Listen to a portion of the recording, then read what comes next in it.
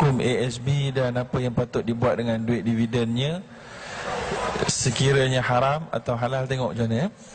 Hukum ASB telah difatwakan oleh Majlis Fatwa Kebangsaan sebagai harus, dan telah difatwakan oleh Majlis Fatwa Perak sebagai harus, dan telah difatwakan oleh Majlis Fatwa Selangor sebagai haram, dan telah difatwakan oleh Mufti Pulau Pinang sebagai haram, dan telah difatwakan oleh Majlis Penasihat Syariah Suruhanjaya Security Malaysia sebagai tak patuh syariah.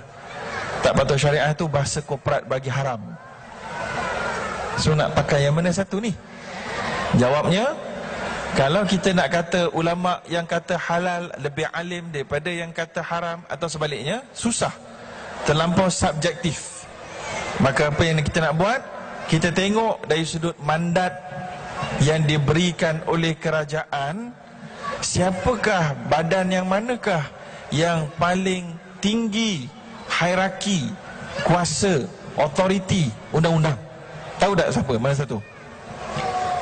Jawabnya, Majlis Penasihat Syariah Suruhanjaya Security Malaysia.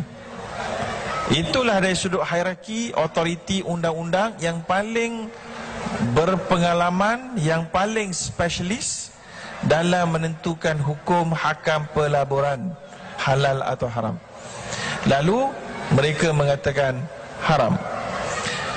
Yang kedua, kuat autoriti adalah Majlis Fatwa Negeri-Negeri. Kerana negeri dia duduk bawah sultan punya kuasa. So jadi dia boleh diwartakan dan jadi undang-undang. Jadi oleh kerana itu yang corot sekali adalah Majlis Fatwa Kebangsaan. Sebab dia tidak ada kuasa kecuali menasihat dan tak ada boleh jadikan apa-apa ke warta undang-undang. Justru kalau dari sudut itu, ASB kelihatan syubhah. Sebab ada kata halal, ada kata syubhah. Yang paling autoriti kata haram. Bila syubhah, Nabi kata faman ittaqa syubhah faqad istabra an irdihi wa dinihi. Siapa yang menjauhi syubhat, dia berjaya selamatkan agama dan maruahnya. Justru kalau tanya saya nak maklumkan ASB, kalau ada wakil dekat sini minta maaf, saya beritahu dari sudut akademik, daripada wang terkumpul ASB yang semuanya orang Bumi Putera Melayu punya duit, 25, 23, 24% lebih kurang, katalah RM10, RM2.50 digunakan untuk letak di dalam Maybank Group.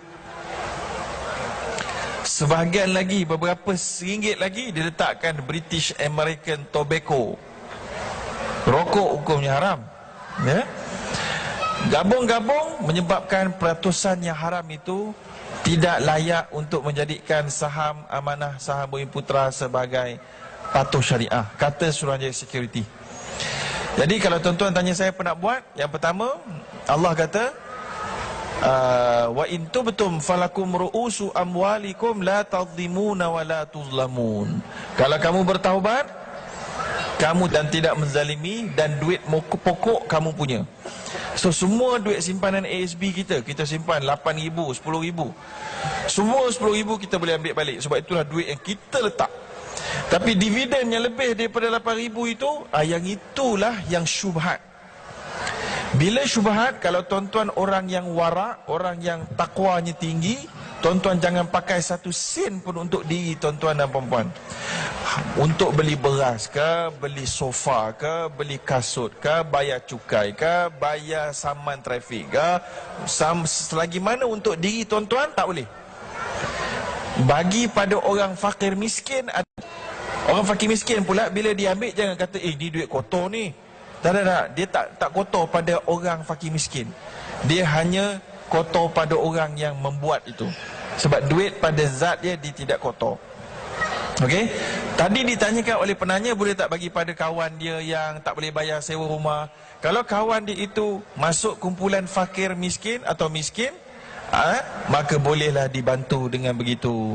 Dan orang yang paling layak untuk kita bantu kalau kita ada duit lebih itu adalah kaum karabat kita. adik-beradik kita. Dalilnya firman Allah, wa atidzal qurba haqqahu wal miskin. Allah kata, berikan kepada kaum kerabat kamu bantuan, barulah lepas tu orang fakir miskin. Lalu kalau ada kaum kerabat kita yang bukan kewajipan kita beri makan kat dia, dan dia jangan pula ada duit SB, oh aku beri kat anak aku lah lagi bagus. Tak boleh, anak memang wajib kita kena bagi duit. Ni bagi kat kakak kita yang susah, adik kita yang pakai hemodialisis ke contohnya, ini pula yang leukemia tengah nak pakai duit, kita bagi. Itu cara nak selesaikan, ya, itu SB. Dan di Pulau Pinang, saya tanya sendiri kepada Mufti Pulau Pinang, Sahibul Samahah, Datuk Hassan Haji Ahmad, ketika berikan talk satu di mana tak adalah dekat area Pulau Pinang ni, dia cakap sendiri, telinga saya dengar sendiri, dia jawab, sebab masa tu saya beri ceramah pasal orang Islam, Datuk Sahibul Samahah Mufti jadi pendengar. Ada soalan pasal ASB, saya kata Datuk peti ada depan mata, takkan saya nak jawab, silakan Datuk. Maka Datuk